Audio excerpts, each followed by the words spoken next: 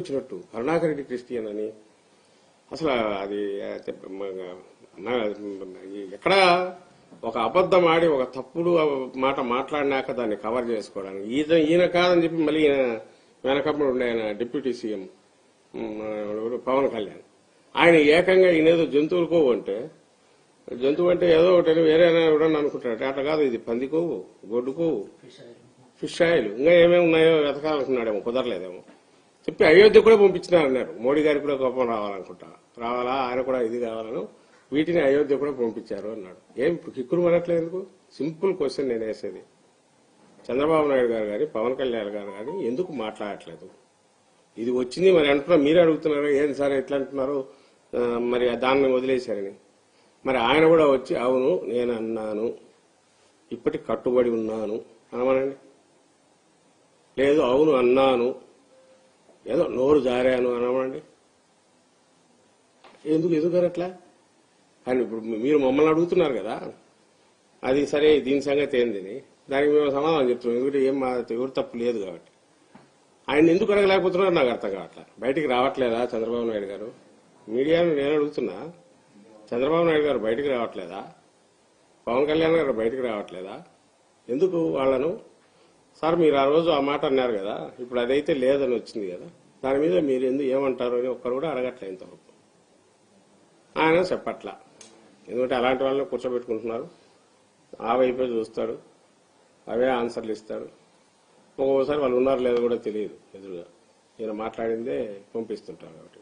But we demand ఆయన బయటకు వచ్చి తన స్టేట్మెంట్ ఆయన ఓన్ చేసుకోవాలి, లేదా నాది పొరపాటు అయిపోయింది, తప్పు అయిపోయింది, క్షమాపణ మాకు అక్కర్లా. ఎందుకంటే మా మీద చెప్పాల్సింది మాకు చెప్పాలా, చెప్పనక్కర్లా. వైఎస్ఆర్సీపీకి కానీ టీటీడీ మాజీ చైర్మన్లకు కానీ జగన్మోహన్ రెడ్డి గారికి కానీ చెప్పాల్సిన అవసరం లేదు.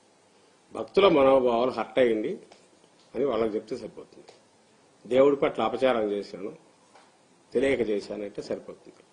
మరి ఆయన చెప్పడానికి ఆయన సిద్ధంగా ఉన్నారా, లేక పవన్ కళ్యాణ్ సిద్ధంగా ఉన్నారా? ఎందుకంటే పవన్ కళ్యాణ్ సనాతన ధర్మాన్ని మొత్తం ఆయన ఛాంపియన్ చేస్తున్నారు కాబట్టి ఆయన వచ్చి చెప్తారా?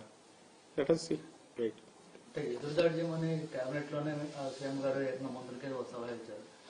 ఆ లైనే అదే, వాటికి సంబంధం మంత్రులకు ఇచ్చారు.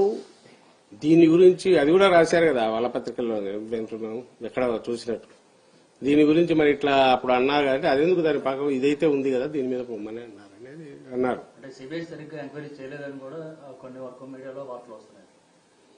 ఇప్పుడు మనకు కన్వీనియంట్ గా వస్తే బాగా చేసినట్టు ఇంకోటి అనుకోవాల్సిన అవసరంలా. రెండవది ఇప్పుడు ఆ దాంట్లో అంతా సరిగా ఉంది అని మేము అనట్లా వచ్చిన దాంట్లో. బట్ ఏదైతే మా ఇన్వెస్టిగేటివ్ ఏజెన్సీ కూడా ట్యాంపర్ చేయలేని ప్రూఫ్ ఉంది కాబట్టి దాని గురించి నేను ప్రస్తావిస్తాను. ఏదైతే ట్యాంపర్ చేయలేని ప్రూఫ్ అంటే డైరీ వాళ్ళు అది 2 నేషనల్ ఇన్స్టిట్యూట్స్ ఇచ్చిన రిపోర్ట్స్ ఏవైనా అయితే ఉన్నాయో అది వాళ్ళు మాత్రమే ఇవ్వగలరు. రేపు ఇంకోటి అనాలనే కాంపిటెంట్ ఏజెన్సీ అదే.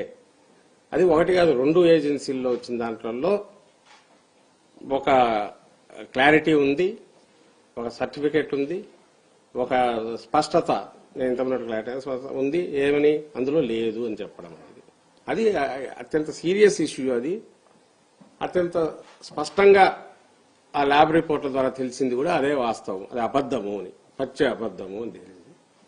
సో ఇప్పుడు రెలవెన్స్ ఏమన్నా ఉందంటే దానికి ఉంది. మిగిలిన వాటి దారిన వాళ్ళు చేసే అలిగేషన్స్ చేస్తుంటారు, వాటిలో ఏదైనా ఉంటే నేను ఇంతకుముందు న్యాయస్థానంలో తేలుతాను.